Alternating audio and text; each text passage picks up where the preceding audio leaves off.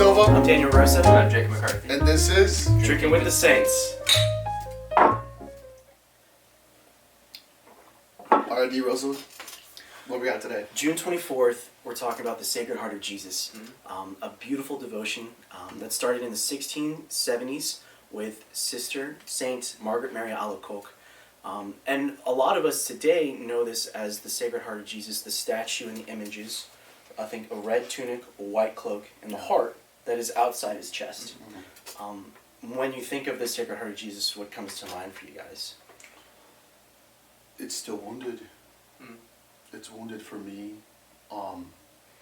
It calls for me to empty myself as he emptied himself. Like the great exchange is his kenosis, his emptying of himself opens up to receive my own poverty, woundedness, sins, to be transformed within his own heart. Something that I meditated on a lot while I was in seminary was, I call it the great exchange. He takes my heart and he gives me his. And as long as I'm living through his heart, I'm able to love and I'm able to empty myself and to serve. That's beautiful. When considering, so Jacob is one of our seminarians for the Archdiocese of Baltimore. Have you explored meditating as well on the Sacred Heart? What does the Sacred Heart mean to you? To me specifically, I've always just meditated on the mercy flowing from it. He needs tons of it. Yes, yes. In seminary we needed a lot of mercy, especially during finals week. So you focus on the mercy in that, and it brings a lot of peace for me. It's a place, it's a refuge. And since the wounds are still visible, they're still open, he's opening up his chest to show us his heart. For me, I've often meditated on just resting in his wounds, so just taking refuge in them, resting in his mercy, and like the wounds himself being just living in Christ. Yeah, this has been a really, really peaceful place to be. So both of y'all have talked about like entering into the wound. Somehow it's placing yourself there.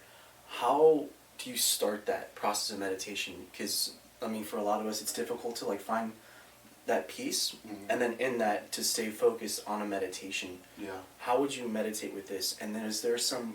Well, this is a second question, but is there a connection to Divine Mercy, which also it became a popular devotion in the last several hundred years?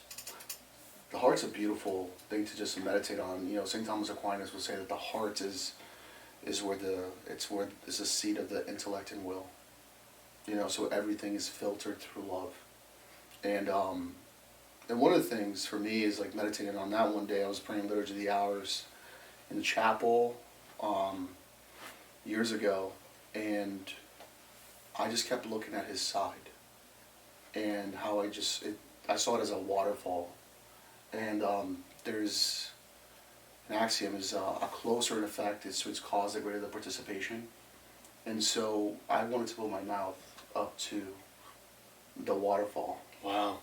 So I'm right there like receiving the first fruits of everything that he has to offer me.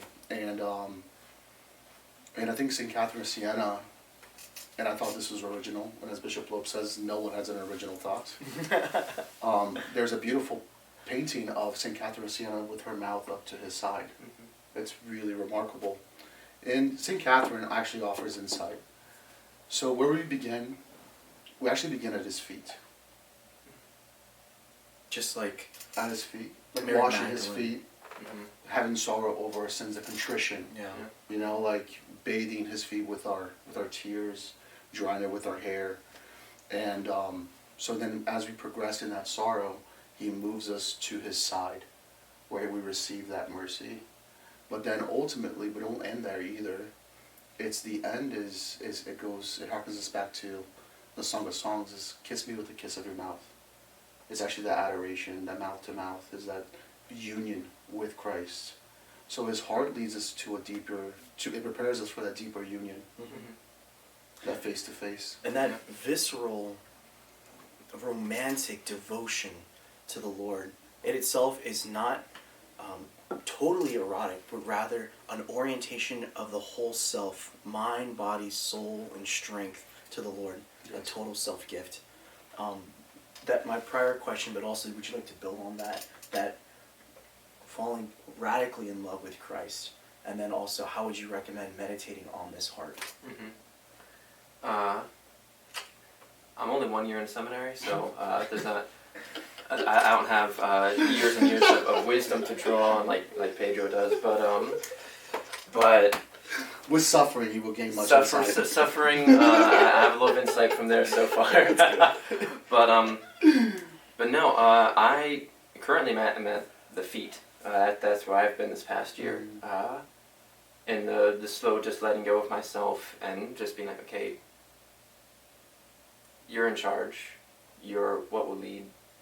I may not always agree with it immediately. I may not always like it immediately. I probably won't most of the time. And I'll probably fail a lot. But at the very least, I can still try to serve you by washing your feet. Yeah. And that's allowed me to enter into his suffering, even just a little bit, to meditate on, okay, even in my loneliness, in the lowest that I feel, I can go to your feet and wash them, which scripturally is a task lower than that of a slave, according to Hebrew culture. Wow. Humility and generosity, I think, is summed up sometimes by the angels. So, I mean, ultimately, if we is to recognize that at every moment we can console the heart of Jesus.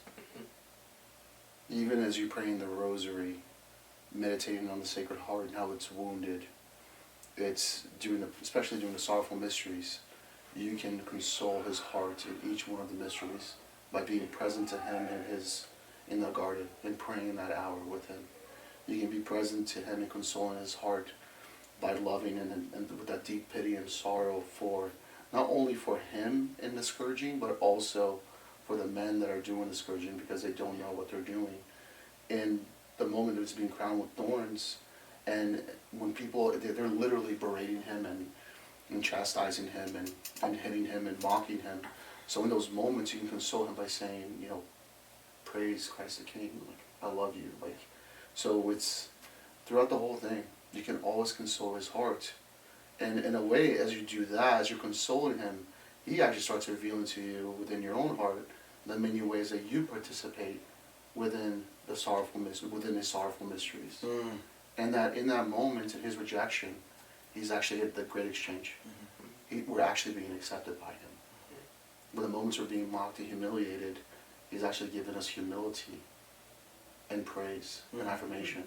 So in all ways, the Sacred Heart taught me that Jesus was able to endure all these things because his heart was always united to the heart of the Father. Yeah. And I guess it also speaks to the simple phrase, Most Sacred Heart of Jesus, have mercy on us. So today we honor the Sacred Heart of Jesus. Most Sacred Heart of Jesus, have mercy on us. All this and more on Drinking with the Saints.